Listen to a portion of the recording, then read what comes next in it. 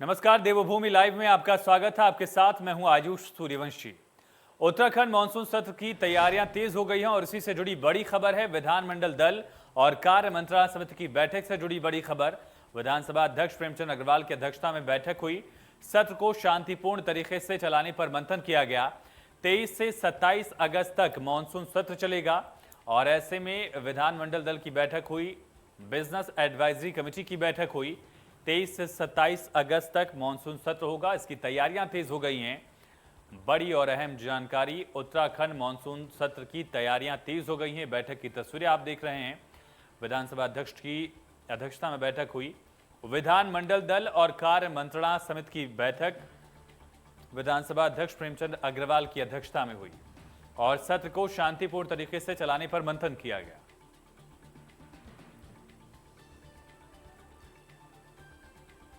चलिए रुक करेंगे देहरादून का। हमारे संवाददाता सुभाष गौड़ लाइव जुड़ चुके हैं ज्यादा जानकारी के साथ। सुभाष, विधानमंडल दल की बैठक हुई, बिजनेस एडवाइजरी कमेटी की भी बैठक हुई है।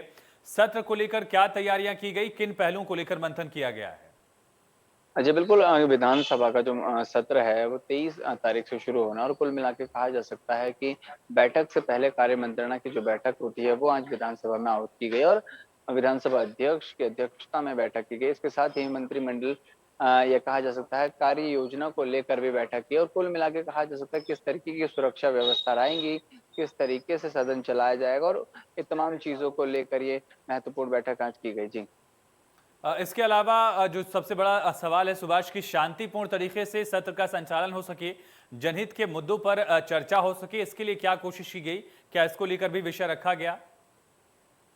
जी बिल्कुल, ये विषय बहुत ज़रूरी होता है सदन के लिए और विधानसभा अध्यक्ष की तरफ से ये विषय रखा गया। तो साथ ही कहा जा सकता है कि शांतिपूर्वक तरीके से ये सदन चलाया जाए और कुल मिलाकर जो सवाल लगाए जाते हैं विधायकों द्वारा वो पूरी तरीके से किए जाएँ। इन तमाम चीज़ों की बात विधानसभा अध्यक्ष द्वारा भी की गई और इसके साथ ही नेता प्रतिपक्ष की भी महत्वपूर्ण ज़िम्मेदारी है कि सदन में सरकार को लेकर बड़े सवाल पूछे जाएँ क्योंकि समय बहुत कम है और ऐसे समय में कोशिश ये की जाएगी कि शांतिपूर्वक ये सदन चलाया जाए ताकि सभी विधायकों के जो सवाल हैं उनका जवाब सरकार की ओर से दी जा सके। कुल मिला के कहा जा सकता है सदन को लेकर जो तैयारियां हैं उसकी ये जी। बैठक थी और साथ ही कार्य मंत्रणा की बैठक थी कि आखिरकार किस तरीके से सदन में कार्य किया जाएगा, क्या-क्या महत्वपूर्ण बिंदुओं को सदन में रखा जाएगा। जी। सदस्यों के लिए कोविड को लेकर कोई खास एसओपी या दिशा निर्देश? जी, बिल्कुल, सदस्यों के लिए पहले ही दिशा निर्देश जारी कर दिए थे कि वो कोविड की जो रिपोर्ट्स हैं आरटी-पीसीआर की वो लेकर आएँगे और आरटी-पीसीआर रिपोर्ट के बाद ही उन्हें विधानसभा भवन के अंदर प्रवेश मिल पाएगा। कुल मिलाकर विधानसभा का जो सत्र चलेगा वो सोशल डिस्टेंसिंग के ज़रिए चलेगा, यानी कि कोविड के जो नियम हैं उनका पालन करना अनिवार्य होगा। साथ ही क्योंकि जिस तरीके से सदन सीमित समय में चलाया जाता है तो ऐसे में कहा जा सकता है कि सोशल डिस्टेंस का पालन भी विधानसभा सदन जी। के अंदर पूरी तरीके से कराया जाएगा और साथ ही आरटी-पीसीआर रिपोर्ट नेगेटिव लाने के बाद ही विधानसभा भवन के भीतर प्रवेश मिल पाएगा तमाम सदस्यों को। जी। चलिए, तमाम जानकारी के लिए सुभाष आपका बहुत शुक्रिया। और अगली खबर, जहां पर बीजेपी के राष्ट्रीय अध्यक्ष जेपी नड्डा का उत्तराखंड दौरा होने वाला है। 20 अगस्त से 2 दिवसीय दौरे की शुरुआत करेंगे। मंत्री और विधायकों के रिपोर्ट कार्ड को देखेंगे जेपी नड्डा। 2 दिन के दौरे में 11 बैठकें होनी है बीजेपी अध्यक्ष की। तो बड़ी और अहम खबर है, बीजेपी के राष्ट्रीय अध्यक्ष जेपी नड्डा उत्तराखंड के 2 दिवसीय दौरे पर रहेंगे। विधानसभा चुनाव को लेकर तैयारियां बीजेपी कर रही है और इसी सिलसिले में 20 अगस्त से 2 दिवसीय दौरा जेपी नड्डा का होना है।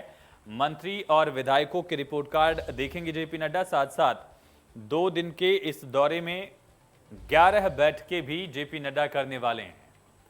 20 अगस्त से 2 दिवसीय दौरे की शुरुआत करेंगे जेपी नड्डा।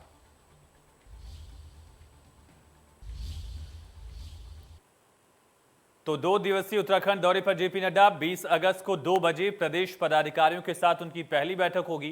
कुल 11 बैठकें रखी गई हैं, जिसमें सबसे पहले 2 बजे दोपहर 20 अगस्त को प्रदेश पदाधिकारियों के साथ मीटिंग करेंगे और संगठन की इस मीटिंग में नड्डा चुनावी मंत्र देंगे। 2022 के विधानसभा महासमर में कैसे उतरना है प्रदेश की बीजेपी को, इसका मंत्र जेपी नड्डा की तरफ से प्रदेश पदाधिकारियों को दिया जाएगा।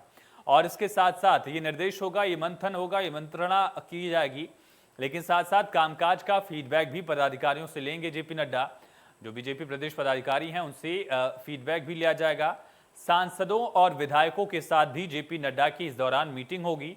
सांसदों से, विधायकों से भी प्रदेश में पार्टी की जो स्थिति है उसको लेकर जानकारी लेंगे, सरकार की जो योजनाएं हैं उसको लेकर पूछेंगे और शाम 5:30 बजे से 7:30 बजे तक मंत्रियों से जेपी नड्डा मुखातिब रहेंगे। मंत्रियों से चर्चा करेंगे, बातचीत करेंगे जेपी नड्डा। मंत्रियों और विधायकों का रिपोर्ट कार्ड भी देखेंगे जेपी नड्डा।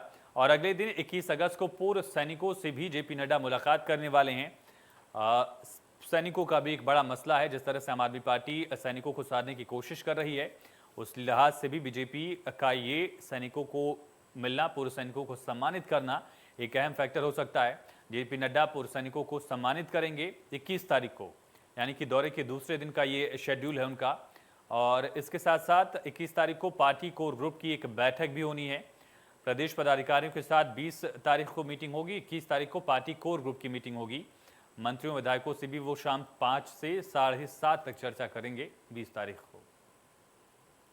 और पार्टी कोर ग्रुप की मीटिंग से सीएम धामी भी बैठक में इसमें शामिल होंगे। कोर ग्रुप की मीटिंग में मुख्य उद्देश्य, मुख्य मकसद 2022 का विधानसभा चुनाव ही है साफ तौर पर। और इसके साथ शाम 5 बजे साधु संतों से मुलाकात करेंगे जेपी नड्डा।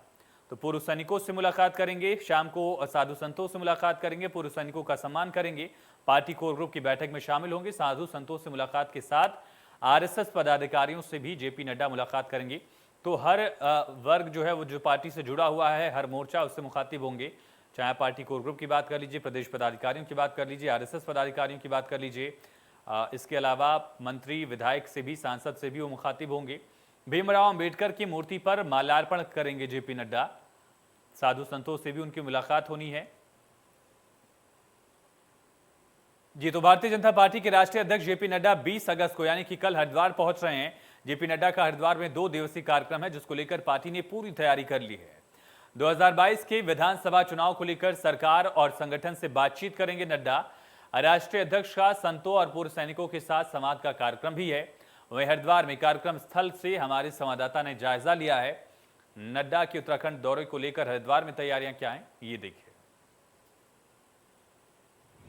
बीजेपी के राष्ट्रीय अध्यक्ष जेपी नड्डा कल हरिद्वार पहुंच रहे हैं और उनका ये 2 दिवसीय दौरा है।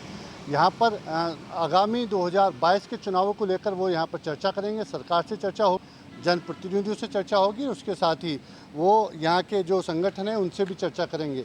इस समय हम उस होटल के बाहर मौजूद हैं। ये गॉडविन होटल है, यहाँ पर उनका 2 दिवसीय बैठक चलेंगी।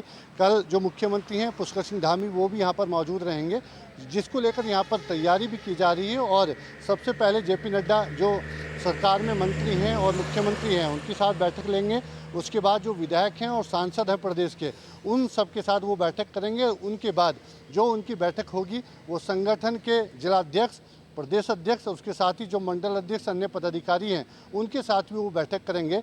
उसके बाद संतों का आशीर्वाद और पूर्व सैनिकों के साथ एक संवाद का कार्यक्रम भी उनका यहाँ रखा गया है। 2 दिवसीय जेपी नड्डा का ये महत्वपूर्ण दौरा है और जो आने वाले 2022 के विधानसभा चुनाव हैं उनको लेकर इस बैठक में रणनीति तैयार की जाएगी और पूरी तरह से चर्चा की जाएगी। Dharmendra Chaudhary, India news, Haridwar. चलिए, धर्मेंद्र हमारे साथ फोन लाइन पर कनेक्ट हो चुके हैं। धर्मेंद्र, जेपी नड्डा का उत्तराखंड दौरा है, हरिद्वार भी वो पहुंचेंगे। हरिद्वार में जेपी नड्डा का मिनट टू मिनट शेड्यूल कार्यक्रम क्या होगा कल?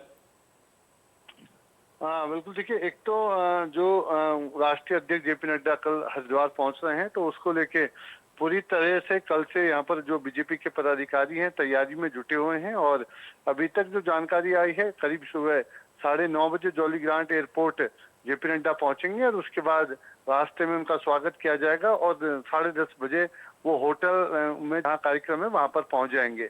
वही उनका जो पदाधिकारी है, पहले तो जो मंत्रिमंडल है, मुख्यमंत्री हैं पुष्कर सिंह धामी, उनके साथ वो मुलाकात करके उनसे चर्चा करेंगे।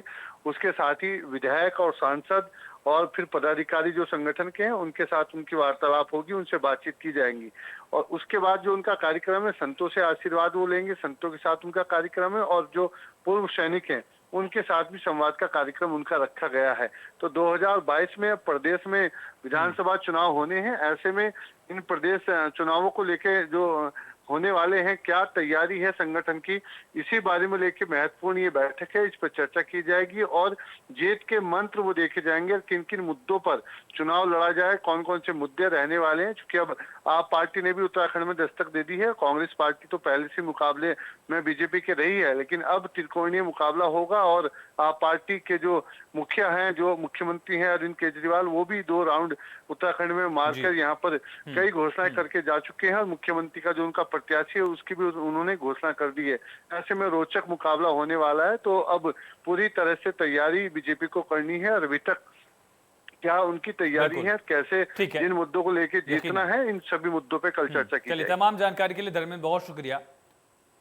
और देहरादून से बड़ी खबर है, अफगानिस्तान में फंसे भारतीयों को वापस लाने में तेजी दिख रही है। उत्तराखंड सरकार ने फंसे लोगों के परिजनों से विवरण मांगा है, जानकारी मांगी है। उत्तराखंड सरकार ने जल्द से जल्द जानकारी उपलब्ध कराने को कहा है। संबंधित व्यक्ति का नाम, पासपोर्ट और जानकारी एसएसपी को दे सकते हैं। पीड़ितों की मदद के लिए हेल्पलाइन नंबर भी जारी कर दिया गया है। 77-112 यानी कि 112 पर कॉल करके मदद मांग सकते हैं। फिलहाल पासपोर्ट की जानकारी देनी होगी। अगर आपके घर का कोई सदस्य अफगानिस्तान में फंसा हुआ है तो उसके लिए आप 112 पर कॉल करके इन्फॉर्म कर सकते हैं, एसएसपी को जानकारी दे सकते हैं। आप उचित जानकारी दें, साथ साथ पासपोर्ट से संबंधित जानकारी भी मुहैया कराएं। सरकार ने जल्द से जल्द जानकारी उपलब्ध कराने को कहा है।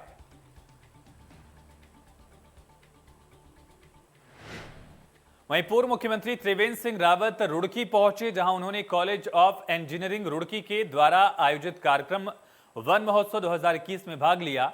आपको बता दें कि हरेला पर्व के अंतर्गत 10,000 पौधे लगाने का लक्ष्य रखा गया है। रुड़की के सोलानी पार्क पर नहर की दोनों पट्टियों पर पौधे लगाने की शुरुआत हो गई है। इसमें पूर्व मुख्यमंत्री त्रिवेंद्र सिंह रावत पहुंचे, वृक्षारोपण कर कार्यक्रम की शुरुआत की। ये हरिद्वार जनपद में 10,000 वृक्ष लगाने का यहाँ पर निश्चय किया है और जिनमें अधिसंख्य पौधे बरगद के पौधे हैं और पीपल के पौधे हैं। 2 वृक्षों पर हमने विशेष फोकस किया है। हमने इस बार ये लक्ष्य रखा था हरेला पर कि 1 लाख पौधे हम राज्य में बट और पीपल के लगाएंगे। खबर काशीपुर से, जहां नगर निगम मेयर उषा चौधरी पर टचिंग ग्राउंड के नाम पर 50 करोड़ रुपए के खनन के खेल में लिप्त होने के आरोपों के मामले में दायर 3 याचिकाओं को उत्तराखंड उच्च न्यायालय ने दर्ज कर लिया है। साथ ही इस प्रकरण को बेहद गंभीर मानकर तल्ख टिप्पणी भी की है। याचिकाओं को मंजूरी मिलने पर साफ हो गया कि जो आरोप आम आदमी पार्टी के प्रदेश उपाध्यक्ष दीपक बाली मेयर पर लगा रहे थे, उनमें शायद वजन है। वहीं आप नेता ने अदालत के इस कदम का स्वागत किया और कहा कि अब जनता के सामने दूध का दूध और पानी का पानी हो जाएगा। काशीपुर की जनता को पता चलेगा कि उसने जिन नेताओं को शहर के विकास के लिए चुना था वो किस गोरख धंधे में लगे हुए हैं। जो भारत की न्यायपालिका में जो विश्वास है जनता का, वो एक बार फिर साबित हुआ है। और कल 3 याचिकाएं जो पहले से लगाई गई थी टचिंग ग्राउंड में भ्रष्टाचार के मामले को लेकर, 50 करोड़ के खनन के मामले को लेकर, कल वो स्वीकृत कर ली गई है और अब उम्मीद है कि जनता को न्याय मिलेगा और मेरे आरोप भविष्य में सही साबित होंगे। और काशीपुर से बड़ी खबर है, सड़क हादसे में दारोगा की मौत हो गई। कार और ट्रक की टक्कर से मौत हुई है। कई घंटों तक कार में ही दारोगा का शव फंसा रहा। कड़ी मशक्कत के बाद, घंटों मशक्कत के बाद शव को बाहर निकालकर पुलिस ने पोस्टमार्टम के लिए भिजवाया। उधम सिंह नगर में सीपीयू दारोगा के पद पर तैनात था मृतक और एक भीषण सड़क हादसे में दारोगा की जान चली गई। कई घंटों तक शव इसी तरह से गाड़ी में फंसा रहा। ये तस्वीरें आप देख रहे हैं, ट्रक और 4 व्हीलर की टक्कर कितनी जबरदस्त थी कि क्रेन की मदद से इस ट्रक को वहां से खींचा गया, तब जाकर डेड बॉडी को बाहर निकाला जा सका है और कई घंटे तक इसी तरह से शव जो है वो फंसा रहा था। नैनीताल में एक होटल में हुई हत्या की गुत्थी को पुलिस ने सुलझा लिया है। पुलिस ने हत्या के इस मुख्य आरोपी को गिरफ्तार कर लिया है। पुलिस के मुताबिक 15 अगस्त की रात दीक्षा मिश्रा की होटल में गला दबाकर हत्या की गई थी। आरोपी रातों रात फरार हो गया था। पुलिस पूछताछ में आरोपी ने बताया कि वो दीक्षा के साथ लंबे वक्त से लिव इन रिलेशनशिप में था।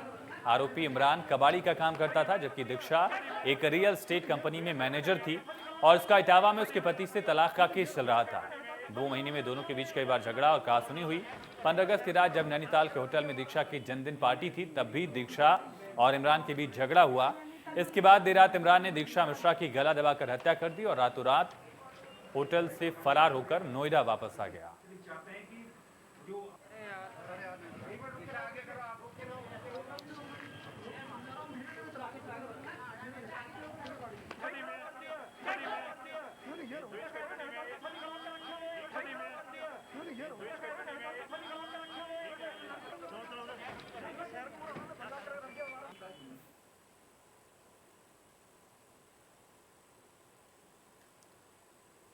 की रात्रि में जो 16 की रात्रि में जो एक मर्डर की घटना यहाँ मल्लीताल थाना क्षेत्र में हो गई थी, तो उसके मुलजिम को आज हमारी पुलिस ने इसको गिरफ्तार कर लिया है।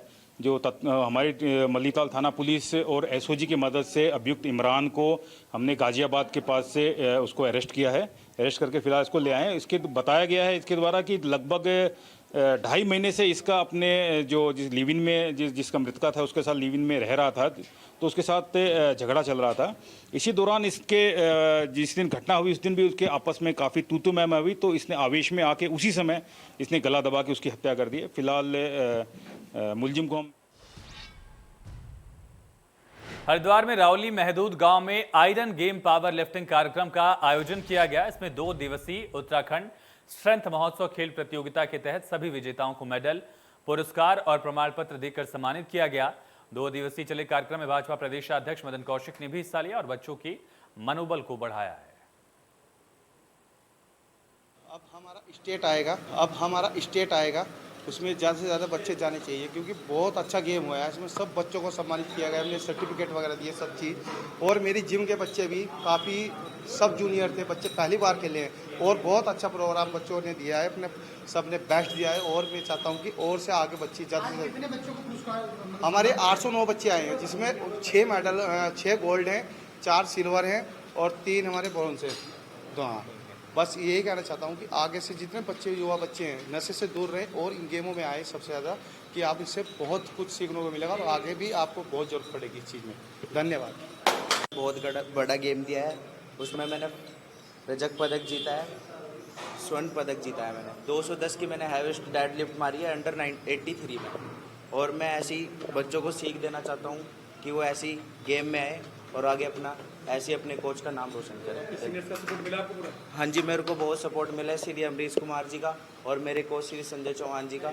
मेरे को बहुत सपोर्ट रहा है। आगे की क्या तैयारी आपकी? आगे मेरा अभी आपने देखा कि टोक्यो ओलंपिक हुआ है, उसके बाद जैसे हमारे यहाँ एक आप देख रहे हो कि क्रिकेट का बुखार होता है। अब टोक्यो में आने के बाद जैसे हमारा हॉकी हो गया है, आपका भाला फेंक जो जेवलिन थ्रो है, जो हमारे जो अभी लेके आए हैं पदक भी लेके आए हैं हमारे यहाँ नीरज कुमार और भी अच्छे जो अब सारे गेमों में बच्चों की रुचि हो गई है। और ये भी है कि ये जो बच्चे खेल रहे हैं आपका, उसमें स्वास्थ्य का बहुत बढ़िया ध्यान रहता है इसमें। और बच्चे जो है ना नशे से दूर रहते हैं। जब अब हमें अगर मेहनत करनी है मेडल लाना, तो नशे से दूर रहना पड़ेगा। ये सबसे बढ़िया जो है जाता है मैसेज जाता है युवाओं को कि वो जो नशे से भी दूर रहें। और इतना बढ़िया प्रोग्राम है। गुलाटी जी का बहुत बहुत धन्यवाद। आप आए, आपका बहुत बहुत धन्यवाद। भारतीय जनता पार्टी अल्पसंख्यक मोर्चा के प्रदेश अध्यक्ष इंतजार हुसैन मसूरी पहुंची। कार्यकर्ताओं ने उनका स्वागत किया। इंतजार हुसैन ने राजमंडी इस्लामिया स्कूल और वक्फ बोर्ड की जमीन का निरीक्षण किया। स्थानीय लोगों के साथ बैठकर समस्याएं भी सुनी। लोगों को आश्वासन देते हुए कहा कि समस्याओं का निराकरण किए जाने को लेकर वो खुद भाजपा प्रदेश अध्यक्ष और मुख्यमंत्री से बात करेंगे। जनता पार्टी लगातार चुनावी मोड में रहती है। 2022 के चुनाव नज़दीक हैं और प्रदेश नेतृत्व के द्वारा सभी प्रदेश अध्यक्षों को मंडलों में प्रवास के लिए भेजा गया है। मैं भी भारतीय जनता पार्टी अल्पसंख्यक मोर्चे के प्रदेश अध्यक्ष होने के नाते 16 मंडलों में मेरा 3 दिवसीय प्रवास है। भारतीय जनता पार्टी अल्पसंख्यक मोर्चे के जहाँ भी पदाधिकारी रहते हैं, उनको किस प्रकार भारतीय जनता पार्टी की योजना रचना है, आगामी किस प्रकार के कार्यक्रम हैं, पूर्व जो हमने कार्यक्रम किए हैं उसके बारे में पूरा विस्तार पूर्वक संक्षिप्त से कार्यक्रम की जानकारी, और आगामी 2022 में चुनाव में किस प्रकार भारतीय जनता पार्टी को माइनॉरिटी समाज का साथ लेकर के और अब की बार 60 पार आदरणीय पुष्कर सिंह धामी जी के नेतृत्व में हमारी सरकार बने, इसका लक्ष्य लेकर के हम बूथ और मंडल स्तर पर जा रहे हैं। खबर रुड़की से है, जहां न्यायालय के आदेश के बाद विवाहिता को न्याय की उम्मीद दिखाई दी है। आपको बता दें कि 4 साल पहले पीड़िता की शादी देवबंद से रुड़की में हुई थी। पीड़िता का आरोप है कि शादी में उसके मां बाप ने अपने सामर्थ्य से ज्यादा दान दहेज दिया, लेकिन ससुराल वाले लगातार कम दहेज लाने और गाड़ी की मांग को लेकर उसे प्रताड़ित करते रहे। इसके बाद ससुराल वालों ने एक दिन मार पिटाई कर रात के 11 बजे घर से बाहर निकाल दिया। पीड़िता ने न्यायालय में गुहार लगाई थी। अब न्यायालय के आदेश के बाद पुलिस ने कोर्ट के आदेश पर विवाहिता को उसके ससुराल में दोबारा उसकी वापसी करवा दी है, लेकिन विवाहिता ने ससुराल वालों पर अपने सामान पर कब्जा करने का आरोप लगाया। विवाहिता ने अपनी सुरक्षा की भी मांग की है।